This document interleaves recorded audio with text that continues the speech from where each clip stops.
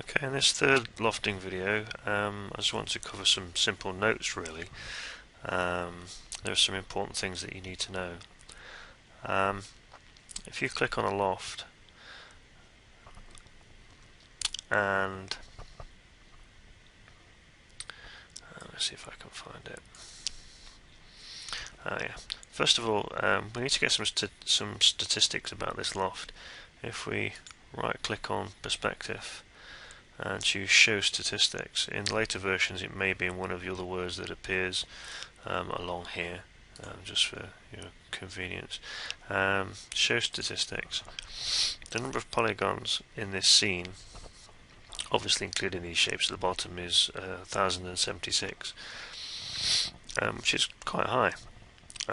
You can control the number of polygons in here if you want to lower it by using in skin parameters. There's shape steps and path steps. Path steps is the number of lines vertically, as you can see if I increase it.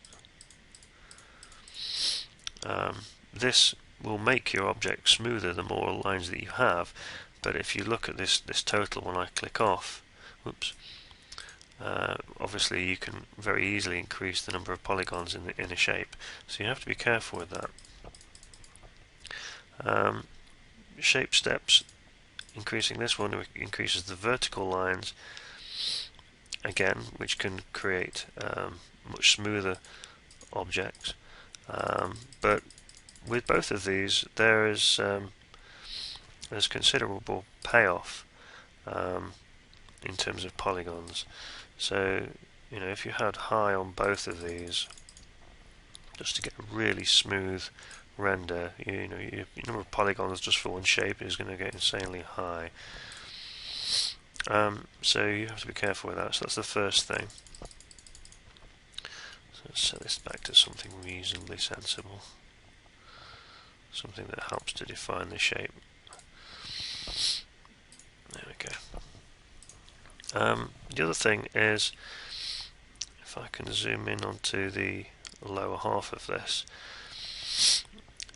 these polygons here sometimes aren't in a particularly strict pattern, because we have adaptive path steps clicked. If you want them to be in a more easily selectable and you want them to be in a regimented pattern, you can click that and it will change the pattern. You can see here they're following quite a strict pattern now, but this changes the shape and doesn't always produce effects that you want. So be aware of that. And then the last thing really is to do with the path itself. If I just move this object around here, the actual path itself, which is used to make the shape, in this case, stand up, you can alter. Whoops. You can alter if I click on the line, and then in my options go to vertex. You can see that if I click on the top line, I can actually move this, and it will modify the shape. If I press Ctrl Z just to reset that back, and you might want to add more lines, more vertices to this to create maybe a curve, for example. So you do that by going to Refine,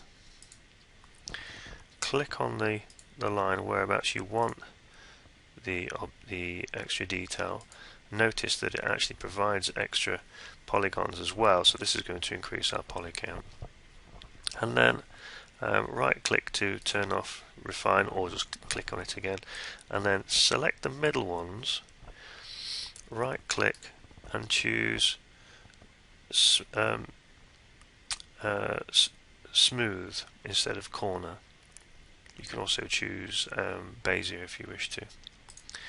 That will allow us now to maneuver these and create a smooth line, rather than just having a sort of like an elastic band straight line between each step. But the trick with this is not to not to change the top and the bottom vertices. They need to stay as corner vertices, otherwise it will change the geometry and make the end of the shape really ugly and difficult to deal with. So let's have a look at that. Oops.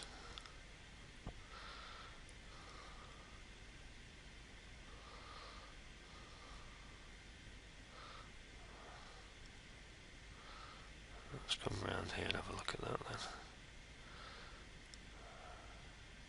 I guess if I render that, there we go. Now obviously I've made this corner quite sharp, so you can see the results, and there is quite sharp. So you have to be careful with the line and how much you bend it.